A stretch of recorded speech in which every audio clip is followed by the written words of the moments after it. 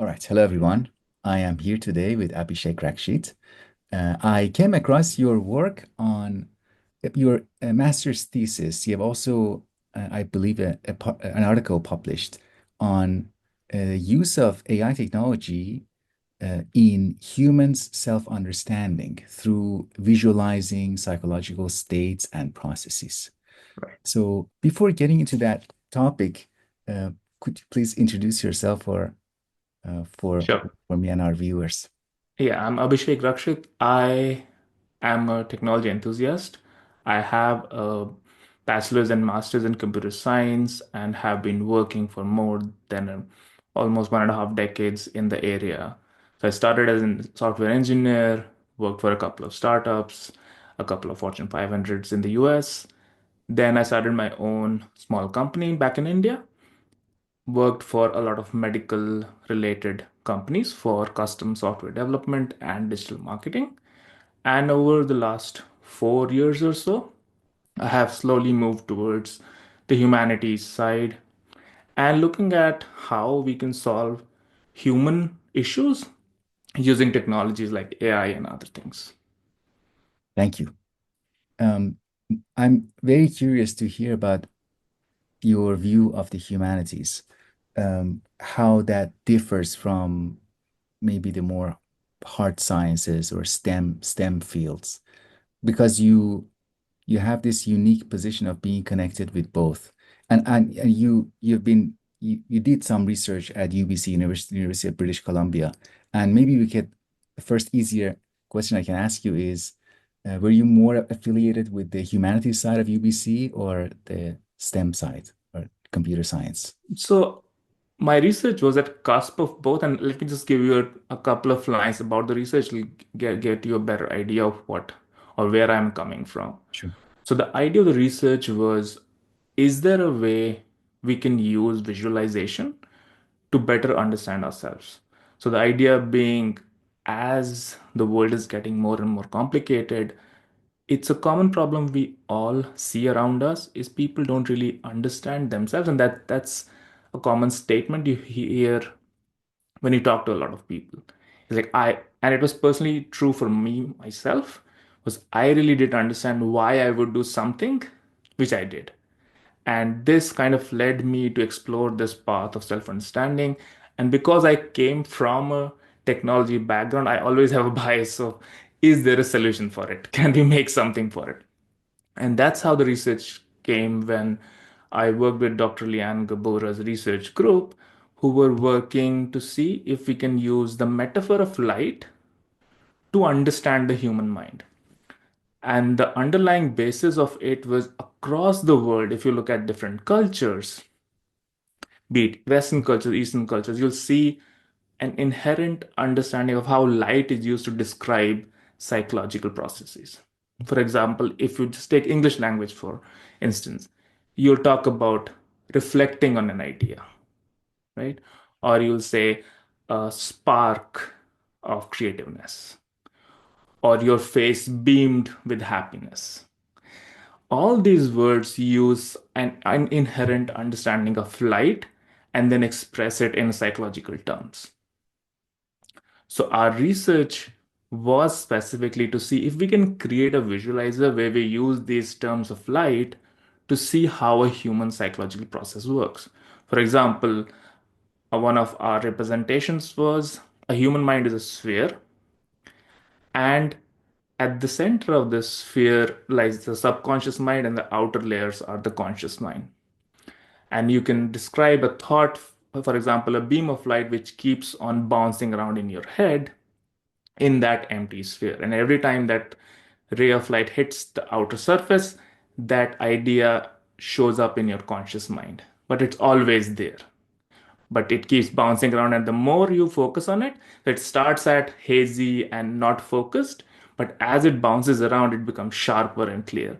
That kind of an idea. So we are trying to create a language to describe these kind of things so that we can then create more complicated interpersonal connections of, if you and me are interacting, how would it look if there are two spheres working together, and to make it more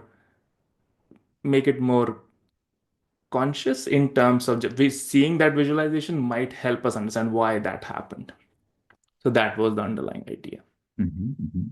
And did you have a particular population in mind, or general, maybe college students, the usual research participants that we usually use? So we so this question came up in terms of who would be an ideal user for it. And we initially were trying to keep it for people who are trying to self-reflect. Mhm, So this is another kind of, so the first version of the project was called a visual diary. So for example, when you reflect, you write, right? But there are some people, me included, it's hard for us to sit and write down our thoughts. It, it takes a lot of effort for me. But if it's more visual, it was just another way to express yourself using visual tools of can mhm, we if I add a command saying create a sphere and make it, for example, right now if I'm feeling cloudy and not clear, the sphere would become dark and hazy instead of like completely reflective. So that's just another way of letting user reflect on their current state. So so that was our primary goal, but we also understand that this tool or this concept has a potential to work with other people who are struggling with mental health issues.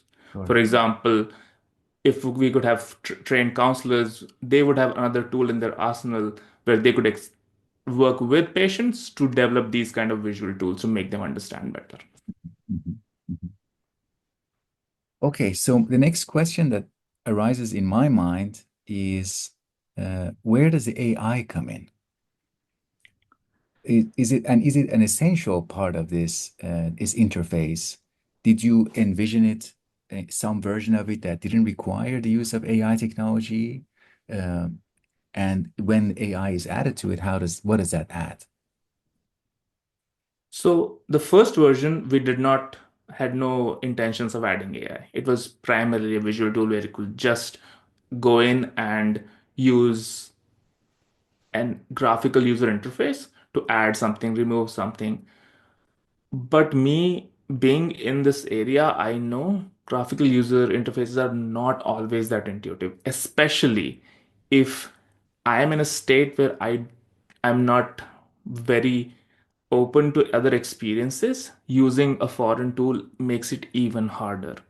So the reason we chose to go the AI route was first just to incorporate the large language models capabilities to just do a one-to-one open communication instead of it having a very strict rules of do this to have this effect. So the idea was, can we create a simple chat using large language models which can extract this kind of information? So it would start by asking, how are you doing today? And if you say, okay, I'm struggling with this particular thing, we would give AI a basic CBT style structure to ask you more questions in terms of, okay, what's happening? Why do you think that?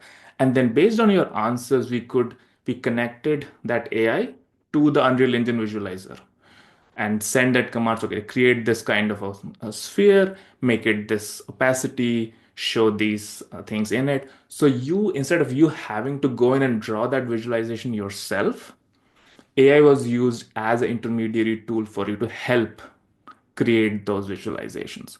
So that was the whole idea of getting the AI stuff.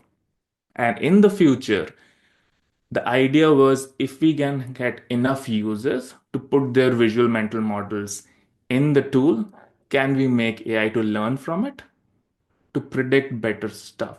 So the idea being, can we make it more helpful in terms of you're feeling like this today, but based on other users who are in your circumstances, they did these three steps, and this is how their vessels change. There is a transformative ability there. So the idea was, can then AI learn from existing users to give better suggestions to new users? Interesting, very interesting. So the reason why I was very interested in talking with you and discussing this was because I see it as I see what you're doing, what you're offering as different from just people going to ChatGPT and asking questions and trying to gain self-understanding. Hmm. And I see that maybe naively, I see that as maybe people directly using LLMs, but Hmm. what you're doing is adding another dimension that we could describe as if maybe a conceptual framework or Right. a metaphor. Yeah. You're adding an extra element that Hmm. kind of guides the interaction between the user and LLM. And I was wondering how you see that as beneficial or different from just people going directly, because there was this recent piece of news from OpenAI. It seems like young people, Hmm. the way they go to their use of these advanced AI models is they use it as a source of life advice. Yeah. They treat it as a consultant. And I wonder if it requires something like what you're doing, as opposed to instead of direct engagement, maybe something else that guides that interaction within a framework. See, I believe self-understanding at the end of the day is a very reflective process. I come from a school, I'm from India, and one of the basic tenets of Indian philosophy is you can change things inside. There's almost nothing you can change outside. That's the idea. Is like if you have to make some change, it most 99.9% time it has to be inside you. So I believe in the same philosophy that self-understanding is reflective in essence, and AI is just another way to promote it. So, for example, we conventional self-understanding, for example, therapy or going to a psychotherapist is a way of talking out your problems, right? And then there are other ways, for example, music therapy or art therapy, where you are creating music based on your trauma, or you're creating a painting or a poem. All these are expressive things which impact your own internal structure. So, I believe AI is just another more powerful way of doing the same. For example, as you said, a lot of younger generation, they're able to talk to AI much more freely. There was a research done, I believe in 2019 or 18, where they looked at around 300 students and just asked them to chat with a AI bot, and they found that we are much more open to sharing more intimate details with an AI bot versus a human. And their theory or hypothesis was they believe that there isn't a person who will judge them. Nobody else will see that most likely. Also, that is not true anymore with all these private companies. But there is an idea that there isn't a person behind this, and so I can be more free because it's a judgment-free zone, right? So I believe AI has a role to play in this. Is it just a plain interaction? For a lot of people that might work, but I believe for a lot of them it will not. It is right now it's easier to just talk to them, but as you have to do more and more reflective processes, what we have seen is even when you work with a therapist, as long as you don't come back and work on yourself, or take the advice of therapists and implement it in your lives, the impact is minimal. Mhm, The same is happening in ChatGPT's. People will talk to it, they'll give it advice, but can they follow through? We really don't know that yet, right? So even if you talk about ChatGPT right now, they're talking, but maybe we have an AI which just creates music for you based on your mental thoughts, mhm, or just an art, right? That's also one way of, they don't have to be teachers in terms of just communicating in words. mhm, mhm, So I believe there's a world to be explored around this, and see how at the end of the day we can improve the reflective process in our own self. mhm, mhm. Great. I have a question that I'm gonna ask you. It might reveal some of my misunderstanding. So if I'm misunderstanding something, please correct me. But Mhm. when it comes to the use of aggregate data, when lots of users use a model and get feedback, and including the metaphor you described, the visual metaphor of a sphere and dots, Mhm. and thing. When we use the aggregate data and um, try to apply that to individual users later on, Mhm. is there a tendency to gravitate towards the typical user, meaning the, uh, the user that is represented as maybe the average or one of several average users, as opposed to users that might be more idiosyncratic, more unique in their ways of thinking. Is there a possibility that those maybe more idiosyncratic users that are not represented as much, Mhm. that maybe they will not benefit from the model? Is that There is possible? definitely a case to be made for that Okay. because majority of the AI will be trained on the most data you have. And if there is an average based data, which, so this is what we call introducing biases in the model, right?